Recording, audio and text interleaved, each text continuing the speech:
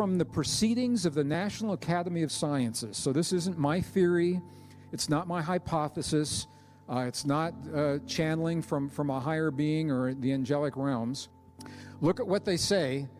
The bottom line, we conclude that human chromosome 2 is the relic of an ancient DNA fusion of two ancestral ape chromosomes, telomere to telomere. Telomeres are at the end of the DNA. You're probably hearing about those because of health and longevity.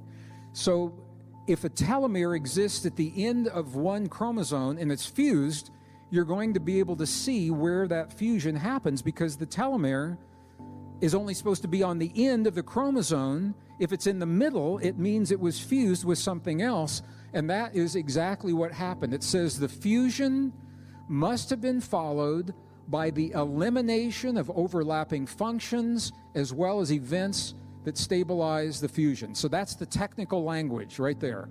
What does it mean? Here's what it means. I want to show you a picture of it right here. Here, these are our nearest relative.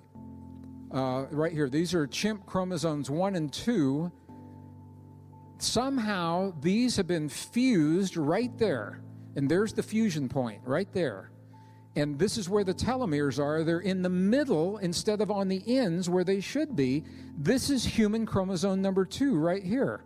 It is the product of these two chromosomes coming together.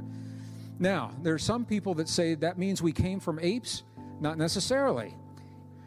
It's like the best, most intelligent DNA available on Earth was taken and fused into a higher form of life.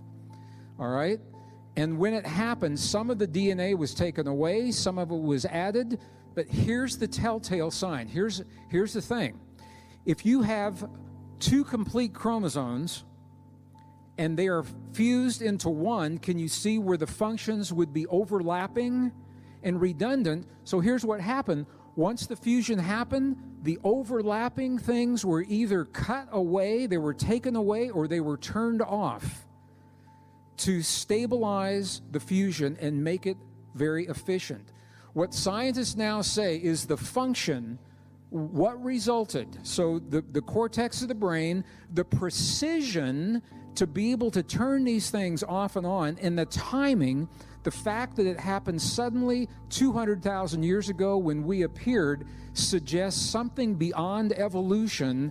And here's where science opens the door to uncharted territory. Here's where science opens the door to forbidden language, because what they are now saying is this fusion appears to be intentional.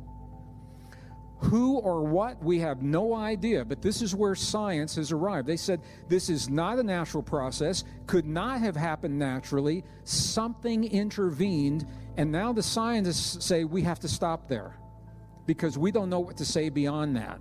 So the question is, who or why did this? Every civilization, every society, every culture has their own answer. The ancient Babylonians, they had their answer. If you study Zecharia Sitchin's work, you know what that is. The Aboriginals, I was just in Australia, they've got their answer. They tell us. The Navajo of the American Desert Southwest, they have their story. The Egyptians have their story. The Hindus have their story. Christians have their story. The original Hebrew traditions have their story. The Navajo have their story. Scientists have had this story called evolution. There's a program on TV that has a very different idea. Okay, and now the DNA, this is forensic evidence. It means we're looking in the past at what already happened. Something happened. We appeared 200,000 years ago, and the honest truth is we don't know how this happened. If scientists can be honest, truthful, and factual and embrace that, then we can free ourselves from the dogma and the story that no longer fits and begin to find the answers. So as a geologist, I can tell you evolution, I've seen it in the fossil record for some forms of life, for some plants and animals. The data is breaking down when it comes to humans. And I have a lot of respect for Charles Darwin. He lived in a different world. It was a different time. And he was trying to get us out of the realm of religion to explain who we are. In my opinion, where Darwin went wrong was he took some observations that he made for some forms of life at one point on the planet in one moment in time, and he tried to generalize them to include all life everywhere forever, including humans, and the data simply doesn't support that. So that's all we can say, is the data doesn't support it. Does that make sense? Are you good? Another piece of this that I can't even really get into today, I wrote a book in 2003, it was released in 2004, called The God Code. What I did was I followed the instructions in a 3,000-year-old sacred text that had only been translated into English once. It's a Hebrew text called the Sefer Yetzirah, the Book of Creation. And it is as if someone were watching the moment that creation happened and recording it as a scribe, step by step. And it's language, it's words. I said, what would happen if I took those words and I converted the words into the periodic table of elements? So rather than taking fire and water and air and earth to make a human, what if we took, and there's a logic to this, what if we took hydrogen, nitrogen, oxygen, and carbon? And I began working with it from this perspective. What if that text was actually telling us a chemical formula? And if that's true, it means that the DNA in our bodies can literally be read like the letters of a page of a newspaper or a book. There is a message in the DNA of all life. So I came from that perspective. I did the work, I did the mathematics. And there is a message in the DNA of all life. It's in layers. The very first layer, the very first message in your body, every cell in your body has the same message. And the message, when it's translated, literally reads, the DNA literally reads, God eternal within the body. God eternal within the body. Now, why is that message in the human genome? I don't know. I just followed the instructions in the 3,000-year-old text to the T, and it's there. So someone figured out how to store data in DNA a long time ago. Now, immediately after I wrote that book, Japanese scientists came out with a report.